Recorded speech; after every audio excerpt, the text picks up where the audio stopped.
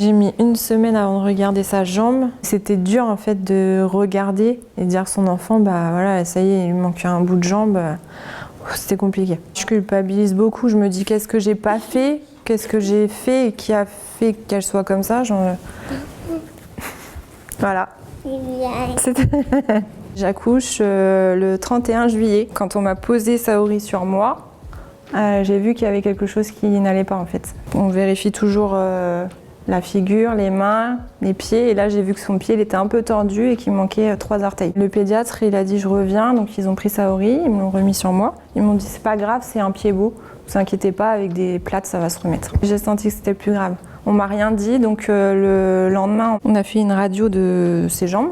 C'est une radio juste de contrôle pour voir si le pied tout va bien, etc. Je rentre de la maternité le lendemain, j'ouvre le compte rendu de la radio et je vois écrit agénésie du péroné droit, donc absence de péroné, pas de péroné dans la jambe droite. Donc je regarde sur internet, il y a tout et rien comme d'habitude et j'attends le rendez-vous avec le chirurgien la semaine d'après. Donc on va au rendez-vous du chirurgien. Elle avait 5 jours, 6 jours Saori. Donc on m'explique qu'elle va avoir 15 cm d'écart entre les deux jambes en fin de croissance. Et que du coup, les meilleures solutions, c'est soit l'amputation, soit mettre une semelle orthopédique et que les hanches, que ça y aille pas quoi, après qu'elles marchent de travers, etc. Je me suis dit, il faut que je prenne des autres avis pour être sûre, parce que amputation, quand on vient d'accoucher, déjà, je me suis dit non, c'est hors de question, pas d'amputation. Et donc, je prends rendez-vous avec 3 autres chirurgiens. Et les 3 autres me disent la même chose. On a décidé de faire l'amputation. Ça a été dur, j'en ai pas dormi pendant longtemps. Est-ce qu'elle va m'en vouloir quand elle sera grande, quand elle va rencontrer un garçon forcément, quand il nous manque un bout de jambe, c'est plus difficile. Le jour J, donc on se présente, on part la veille de la maison parce que c'était assez loin. Donc j'explique tout à Saori, même si elle avait 8 mois. Je lui explique que son petit pied va partir au paradis, que je serai toujours là. On se présente devant l'hôpital. 1 heure après, c'était son tour. Donc là, on l'appelle et puis on vient la chercher. Puis elle souriait tout le temps. Comme là, elle sourit tout le temps, elle pleure jamais. Et puis quand c'est son tour, je lui dis au revoir. Et puis je me suis dit, il faut pas que je pleure. Donc j'essayais de pas pleurer, mais elle me faisait au revoir comme ça, avec sa petite main. Ça fait bizarre. Elle part avec ses 2 jambes et elle va revenir avec un bout de jambe en moins. Je me suis dit, c'est horrible. Je culpabilise beaucoup, je me dis, qu'est-ce que j'ai pas fait? Qu'est-ce que j'ai fait et qui a fait qu'elle soit comme ça?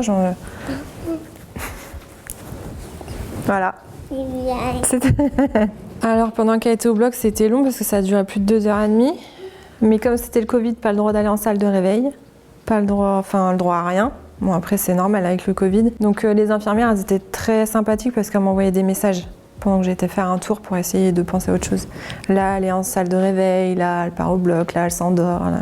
Et quand on m'a appelée, on m'a dit c'est bon, vous pouvez venir, on va la remonter dans sa chambre. Donc je suis retournée. Je voulais pas regarder en dessous le drap en fait sa jambe, même si on voyait rien avec le bandage, mais j'étais pas prête. Même quand ils ont changé les pansements toutes les 2-3 heures, je regardais pas. Donc le retour à la maison, ça s'est bien passé, on va dire. J'appréhendais quand même parce que je me suis dit, est-ce qu'elle va... Elle commençait en plus elle faisait ses nuits. Donc je me suis dit, ça tombe, elle va plus refaire ses nuits avec les douleurs, etc. Et le seul moyen, c'était Doliprane. Je me suis dit, pour une amputation, Doliprane, mais il n'y avait rien d'autre à donner. Et du coup, elle a eu de la kiné 5 fois par semaine. Allez, maman, tu t'en prends encore? Merci. Et pour masser son petit genou, etc. Et du coup, quand on rentre à la maison, oui, j'expliquais tout à son frère aussi. Et Gabin, il a voulu regarder tout de suite son pied, donc on lui a montré. Et il posait toujours autant de questions. Est-ce que ma sœur, elle va arriver à marcher? Est-ce que ma sœur, elle pourra faire du vélo? Est-ce que ma sœur... voilà. Toutes les questions qu'un enfant se pose, je pense. J'ai mis 1 semaine avant de regarder sa jambe. C'était dur en fait de regarder et dire à son enfant, voilà, ça y est, il lui manque un bout de jambe. C'était compliqué. Donc Saori, elle est amputée en dessous du genou. Et dans son malheur, elle a gardé en fait son articulation, elle a gardé son genou. Donc ça aide quand même pas mal. Au bout d'1 mois, on a rendez-vous avec un prothésiste qu'on choisit. Et ils font les premiers moulages sur la jambe. Comment il fait Laurent pour faire les prothèses? Il met quoi sur la jambe? Il fait un bandage et il enlève le manchon. Et il enlève le manchon. Vas-y.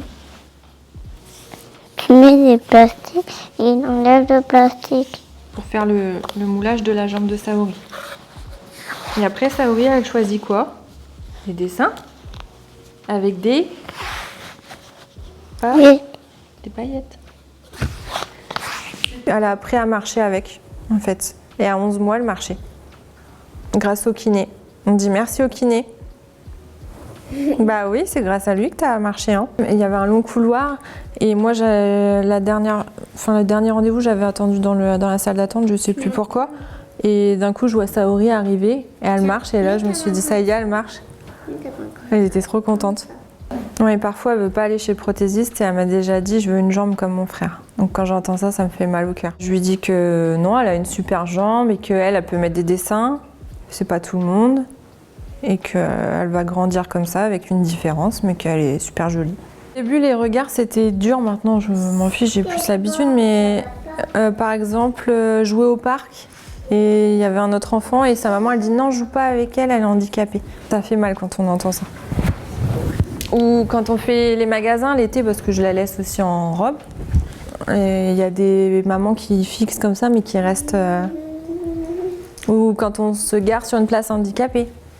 On a une carte et on fait toc toc toc. Pourquoi vous êtes garé là? On angoisse toujours quand on est maman, même un enfant normal.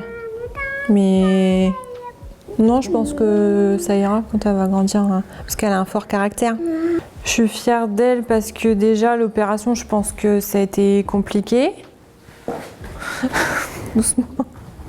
Et je suis fière d'elle parce qu'elle a marché tôt quand même, elle a marché à 11 mois. Je pense qu'elle a un caractère bien trempé pour ça et je pense que je lui ai forgé un caractère assez dur.